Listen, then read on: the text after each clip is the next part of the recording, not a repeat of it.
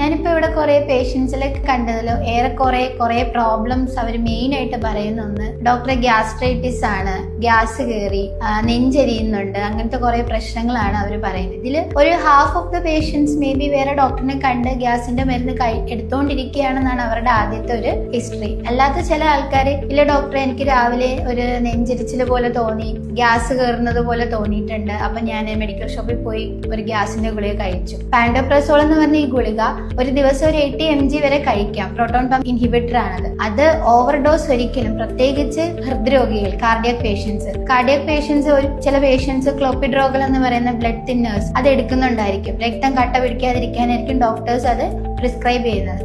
അതിൻ്റെയോടൊപ്പം ഒരിക്കലും ഇത് ഓവർഡോസ് ആക്കാൻ പാടില്ല. ഈ പാൻഡോപ്രസോൾ എന്ന് പറയുന്ന സാധനം ചില മെഡിക്കൽ ഷോപ്പിൽ അവർക്കറിയില്ല എന്താണ് കൊടുക്കേണ്ടതെന്ന്. അവര് ഗ്യാസ് കയറിയെന്ന് പറയുമ്പോൾ ചിലപ്പോൾ പാൻഡോപ്രസോൾ പ്ലസ് ഡോംപെരിഡോൺ എന്ന് പറയുന്ന ഒരു കോമ്പോസിഷനും കൊടുക്കാറുണ്ട്. ഡോംപെരിഡോൺ എന്ന് പറയുന്ന ആ ഡ്രഗ് ശരിക്കും 30 mg കൂടുതൽ, അതൊരു പ്രോകൈനറ്റിക് ഡ്രഗ് ആണ്. അത് നമ്മുടെ സ്റ്റൊമക്കിന്റെ മോട്ടിലിറ്റി അങ്ങനത്തെ ഇതിനൊക്കെ വേണ്ടിയിട്ട്, പിന്നെ നമ്മളൊരു ഫുൾ കംപ്ലീറ്റ് മീല് കഴിച്ചിട്ടും നമുക്ക് ഭയങ്കര വയറിനൊരു ഇറിറ്റേഷൻ, ബ്ലോട്ടിംഗ് സെൻസേഷൻ, നോസിയ, ഛർദ്ദിക്കാൻ വരുന്നൊരു ടെൻഡൻസി, ഇതിനൊക്കെ വേണ്ടിയിട്ടാണ് നമ്മൾ ആ ഡ്രഗ് എടുക്കുക.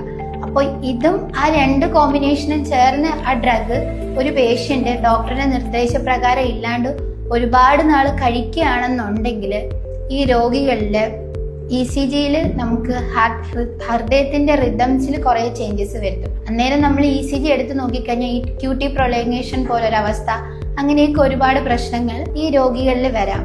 അത് കാരണം മാക്സിമം ഡോക്ടറിന്റെ നിർദ്ദേശപ്രകാരം മാത്രം, നമ്മൾ അന്ധമായി ഒരിക്കലും ഒരു മെഡിക്കൽ ഷോപ്പിൽ പോയി ഒരു മരുന്നും മേടിച്ച് കഴിക്കാണ്ടിരിക്കുക. കാരണം ഡോക്ടർ ചിലപ്പോൾ ഒരു 4 to 8 weeks, 4 മുതൽ 8 ആഴ്ച അല്ലെങ്കിൽ 4 മുതൽ 6 ആഴ്ച കഴിഞ്ഞിട്ട് ഒന്നുകൂടെ പേഷ്യൻസിന് റിവ്യൂ വെക്കും. അത് പക്ഷേ പേഷ്യൻസ് അത് ഫോളോ അപ്പ് ചെയ്യില്ല. അവർക്കൊരു ശരിക്കും ഒരു ചെറിയൊരു ആശ്വാസം കിട്ടുമ്പോൾ ഇതിങ്ങനെ മേടിച്ച് കഴിച്ചുകൊണ്ടിരിക്കുക. ഒരിക്കലും അങ്ങനെ ചെയ്യരുത്. ചെറിയൊരു ആശ്വാസമായിരിക്കും ചിലപ്പോൾ ഉണ്ടാവുക. അപ്പൊ ഈ പ്രിസ്ക്രിപ്ഷൻ വെച്ചിട്ട് പിന്നെയും ഗുളിക മേടിച്ച് കഴിക്കാനുള്ള ടെൻഡൻസി ഇവർക്ക് കൂട്ടും. ചെറിയ ആശ്വാസമാണെങ്കിലും ഡോക്ടറിനെ കണ്ട് അത് ഉറപ്പ് വരുത്തുക, ഇങ്ങനെയാണ് എന്റെ ഇമ്പ്രൂവ്മെന്റ്, ഇങ്ങനെയാണ്.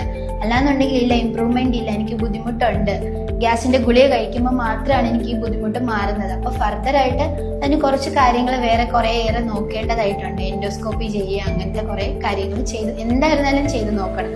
ഒരു പരിധി വരെ നമ്മളാലാകുന്ന കുറച്ച് കാര്യങ്ങളൊക്കെ ചെയ്യാൻ പറ്റും. രാവിലെ കുറച്ച് നേരത്തെ ബ്രേക്ക്ഫാസ്റ്റ് കഴിക്കുക, രാവിലത്തെ ഭക്ഷണം കുറച്ച് നേരത്തെ ആക്കുക. ഇപ്പൊ രാത്രി ആയിരുന്നാലും കിടക്കുന്നതിന് ഒരു 2-3 മണിക്കൂർ മുന്നേ ഭക്ഷണം കഴിച്ചിട്ട് കുറച്ചൊന്ന് റിലാക്സ് ചെയ്തിട്ട് കിടക്കുന്ന പോലെ കിടക്കുക. പിന്നെ പെട്ടെന്ന് ദഹിക്കുന്ന പാകത്തിനുള്ള ഭക്ഷണങ്ങൾ നമ്മൾ ഡെയിലി കഴിക്കാൻ ശ്രമിക്കുക. പിന്നെ എരിവ്, ഒത്തിരി കൊഴുപ്പടങ്ങിയ ഭക്ഷണങ്ങളൊക്കെ നമ്മൾ ഒഴിവാക്കുക.